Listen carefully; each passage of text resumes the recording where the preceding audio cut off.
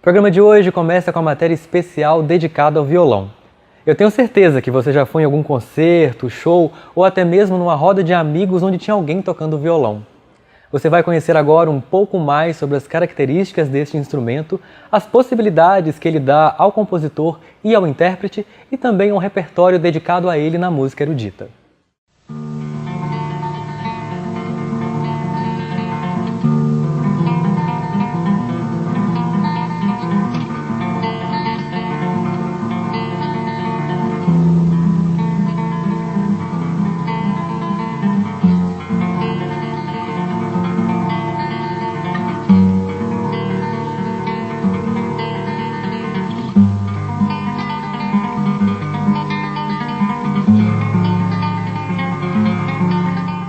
Primeiro, acho que de todas é a portabilidade. Esse é um instrumento que é de uso de fácil, né? Transporte, que está na casa das pessoas, ou pode estar na casa das pessoas, ou historicamente esteve na casa das pessoas, né? Nas famílias. E isso, ou seja, é uma música, ele permite, né, uma música informal, digamos assim. No sentido de informal, não no sentido de não ter forma, mas no sentido de ser assim, livre, né, das amarras de um sistema de produção, né? Música familiar, doméstica, isso aí é um fator que contribuiu.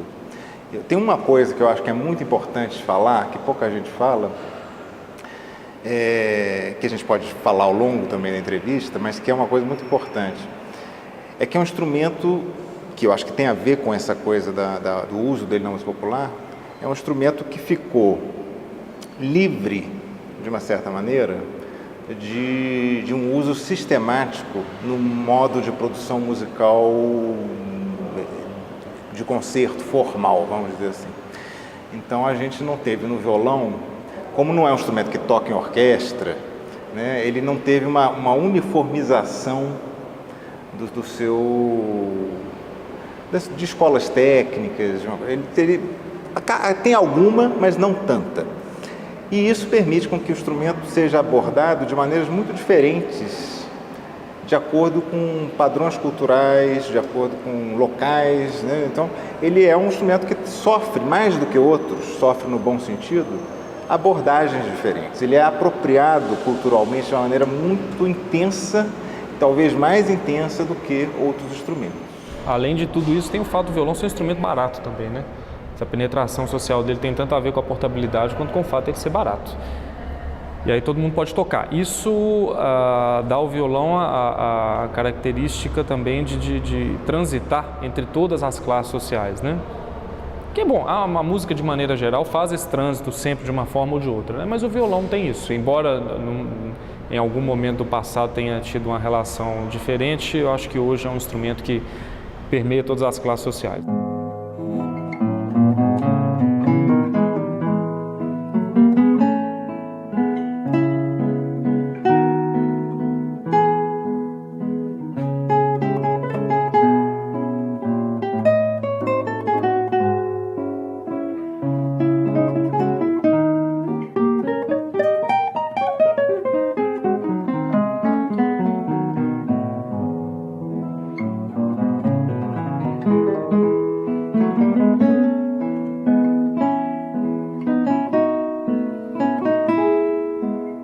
O violão, quer dizer, ele tem uma forma, a forma dele que a gente conhece, hoje a gente chama o instrumento de violão, essa forma ela foi, digamos, consagrada no século XIX, né?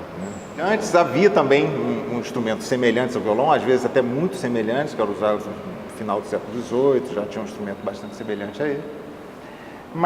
E anteriormente eram outros instrumentos de corda dedilhada, que eram parentes do violão. Então é um acúmulo de todos esses instrumentos. Então fica difícil a gente falar assim, com os olhos de hoje, os compositores que, né, não é que fique difícil, é que na verdade a música foi mudando muito o modo de si, e o próprio instrumento foi mudando a sua aparência, a sua configuração. Então, em cada período, né, a produção para esses instrumentos tinha uma cara, né? Então, considerando tudo isso, assim, a gente pode dizer certamente que o violão tal como a gente conhece hoje, um repertório feito para ele mesmo, ele tem um pé e meio fincado no século XX para cá. De uma certa maneira, houve uma brecha, né, no gosto musical, no modo de produção musical, que possibilitou a emergência ou a recuperação de instrumentos de um som mais delicado, de um som menos potente, né? E houve uma diversificação também, um processo de diversificação dos meios de produção sonora, ou seja, dos instrumentos musicais. Então houve uma atenção para o violão nessa época maior do que vinha tendo antes. Nesse ponto a gente pode citar um intérprete que teve um papel pioneiro, talvez, ou quase pioneiro, mas assim, muito determinante, que foi o Andrés Segovia, violonista espanhol. Antes dele também havia outros, né, também espanhóis, inclusive, mas assim, o Andrés Segovia, sem dúvida nenhuma, foi a figura que mais catalisou esse processo de produção de música para violão.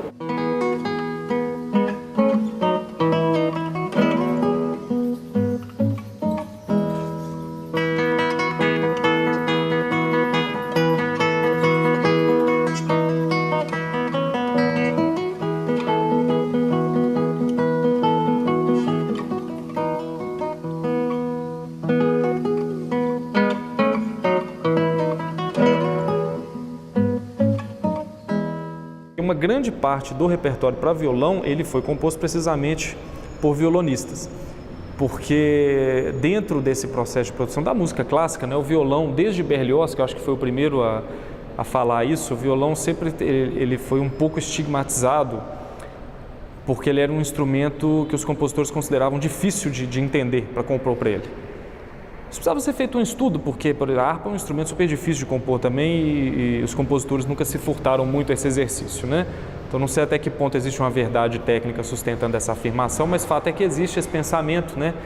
E, enfim, como a música ocidental, aqui nós estamos falando primeiro de música clássica, né? Caminhou para um lado de, pelo menos ali durante o século XIX, né? de muito som, de muitas possibilidades harmônicas, extensão do registro, né? Quer dizer, um ideal pianístico de música, o violão não tem muito para oferecer nesse sentido, então até por isso ele acabou sendo um pouco relegado. E aí, como completando um pouco o que o Flávio falou, no século XX, como a música se transforma um pouco, essa retomada vem um pouco na esteira justamente de um redescobrimento também das possibilidades criativas do violão. Quais são as possibilidades? Bom, em primeiro lugar, as possibilidades tradicionais do violão, o uso mais comum que se faz do violão em rodinhas de amigos, em reuniões sociais, festas e tal, inclusive em bandas, né, que é aquela coisa de fazer o acompanhamento tocando, né, com a mão direita, que a gente chama de batida, né, ou rasgueado, o pessoal da música clássica chama, que são as possibilidades harmônicas e rítmicas do violão. No violão clássico, a gente tem também isso que a gente chama de dedilhado, né? Ou às vezes as pessoas chamam de solo, que é precisamente a possibilidade de tocar melodias e notas, né? Usando os dedos individualmente. São outras possibilidades. E frequentemente no violão clássico a gente consegue fazer isso, mas consegue fazer várias melodias de uma vez só, ou várias coisas diferentes e criando texturas que são completas, né? Então, às vezes alguém vai falar como se fosse uma banda de um homem só. Então, historicamente, a gente tem uma divisão basicamente entre esses dois grupos técnicos que eu te falei, né? Que são a batida e o dedilhado. Mais recentemente, tem sido feita uma descoberta, uma redescoberta, ou mais propriamente uma popularização de outros recursos que o violão oferece que não são tocados nas cordas, porque, claro, esse é o primeiro lugar onde a gente vai, são as cordas, né? O instrumento foi feito para tocar ali. Mas as pessoas começaram a perceber que o violão era uma caixa acústica ressonante, que ele tinha várias partes e que podiam ser acionadas. Então, hoje em dia, a gente tem o que a gente chama de violão percussivo, a gente tem o violão fingerstyle, que não são exatamente sinônimos, né? O fingerstyle agora já é uma tradição que está se expandindo muito rapidamente e que oferece ao intérprete, ao compositor, ao praticante do violão, enfim, recursos percussivos. Você pode, desde usar recursos ornamentais, como dar uma batidinha no violão aqui, que às vezes o pessoal que toca música popular já faz, né? Faz o tchananana, tchananana, né? Faz umas coisas. É uma expansão disso, né? Ou até composições como a gente tem na música clássica que tratam o violão diretamente como um instrumento de percussão. Esquece as cordas e vai bater no instrumento. Ele funciona muito bem, se presta muito a isso. E aí, claro, toda a riqueza das técnicas tradicionais do violão, que incluem harmônicos, efeitos especiais de todo tipo, que aí é uma parte mais técnica, né, que talvez o nosso espectador não vá entender na técnica. Mas enfim, é um instrumento muito rico e eu destacaria, dentro de toda essa riqueza, a riqueza tímbrica.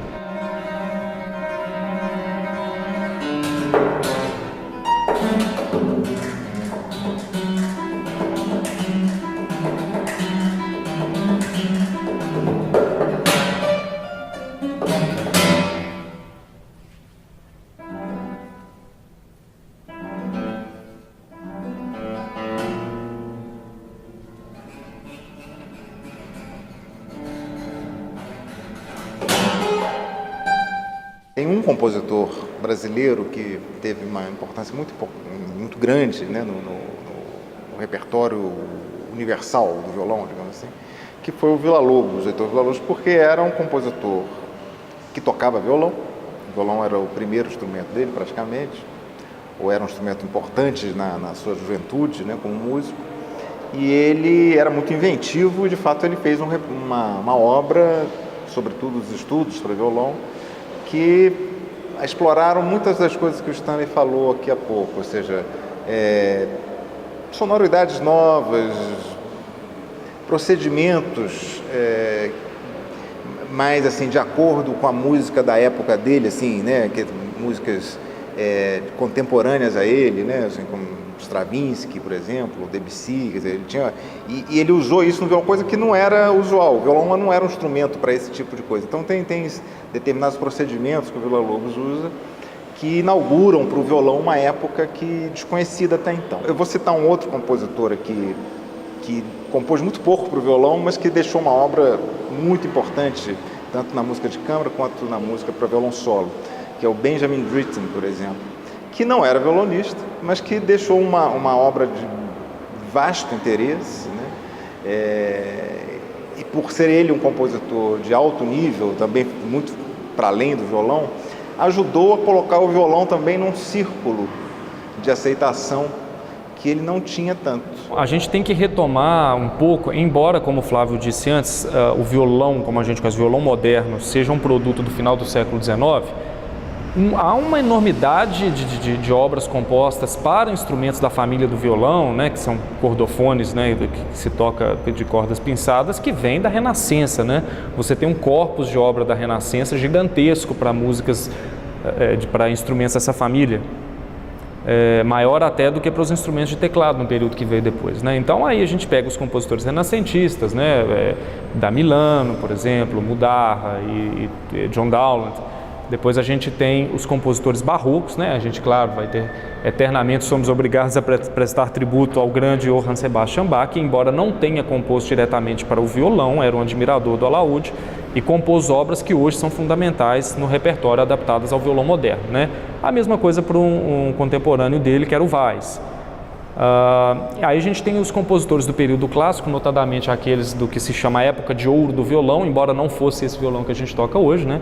E aí nós vamos destacar o Fernando Soro, o Giuliani, né? O Aguado.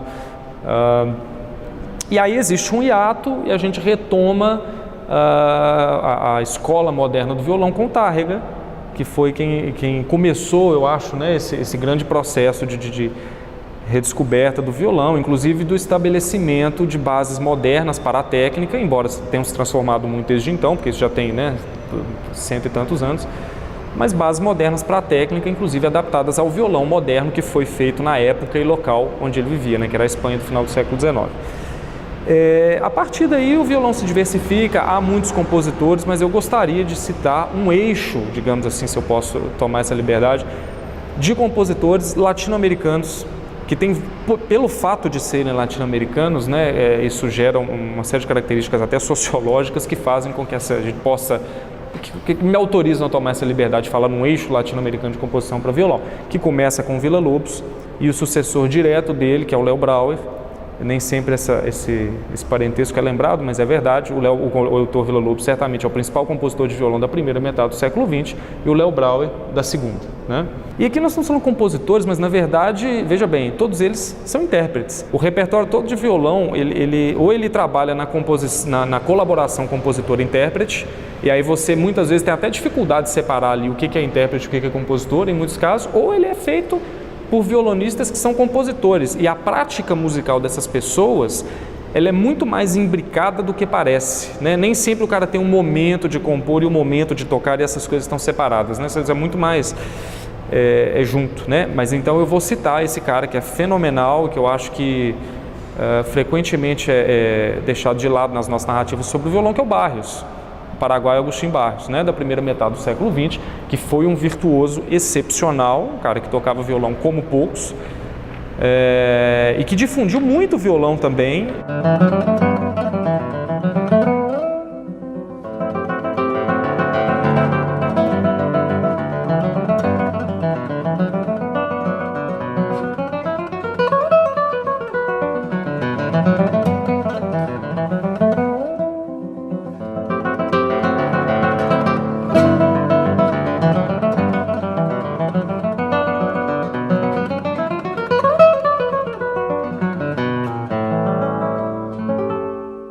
Muitas manifestações musicais hoje, embora elas tenham muita consistência artística, elas têm pouca penetração social. É o caso, por exemplo, da música contemporânea, eu vou chamar aqui de acadêmica para dar um nome, né, ou música contemporânea de concerto, que reservou ao violão um lugar muito especial. Aqui em Belo Horizonte, por exemplo, Belo Horizonte sempre foi uma cidade que foi um centro de produção e pensamento sobre música de concerto contemporânea, e aqui nós temos vários compositores que estão constantemente criando para violão, né? Eu diria que o violão é um instrumento privilegiado, vários desses compositores inclusive tocam violão, porque tem sempre isso, né? A pessoa, essa ligação com o violão vem inclusive de tocar o violão. Então é um outro cenário que eu destacaria. Eu já mencionei anteriormente o violão percussivo e o fingerstyle, que talvez sejam as tendências mais disseminadas, né? Mas não por isso tem menos consistência artística. Então, e como o Flávio falou, é interessante que o fingerstyle tem levado a uma série de transformações, inclusive no modo de construção dos instrumentos, né? Agora o pessoal está usando muitos instrumentos com vários braços, fazendo o casamento dessas formas de tocar com as tecnologias de áudio, né?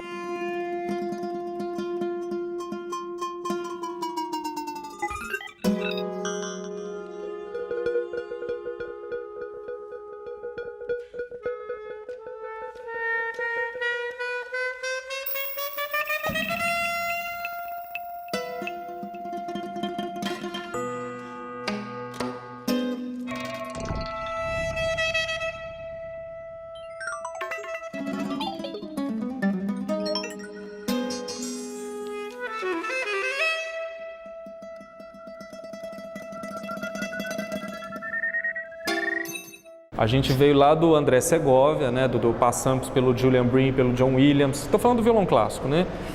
E aí Manuel Barrueco, David Russell, essa geração, né, os irmãos Assad, grandes solistas, e que até pela própria atuação deles propiciaram as condições que levaram à impossibilidade de manutenção daquele mesmo estado de coisas, né? Fui profundamente marxista aqui agora.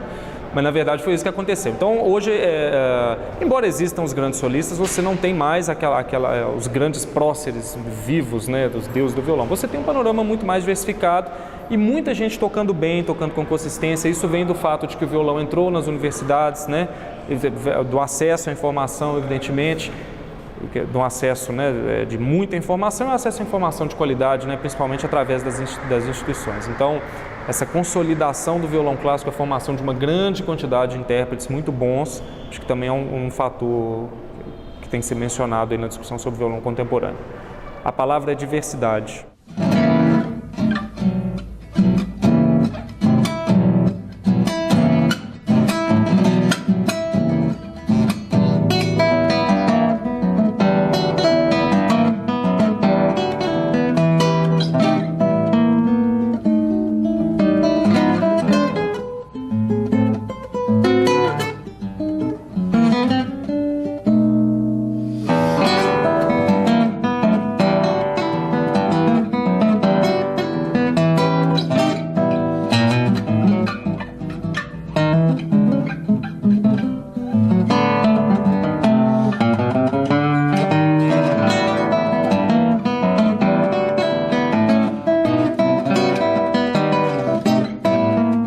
música clássica, né, como entendida na sua magnânima tradição de grande arte e tal, ela sempre teve uma relação conturbada com o violão. O violão sempre um instrumento que esteve às margens, quando ele, nesse contexto da tradição. Então você vê muito violão, muito pouco violão, por exemplo, nas grandes salas de concerto ou no repertório de orquestra, né? Você vê muito pouco. Por outro lado, até pela força da pressão numérica e estatística, o violão está sempre na sala de concerto, né? Hoje em dia o mundo não está tão dividido mais, né? Nas salas de concerto você tem música popular, as coisas são, né?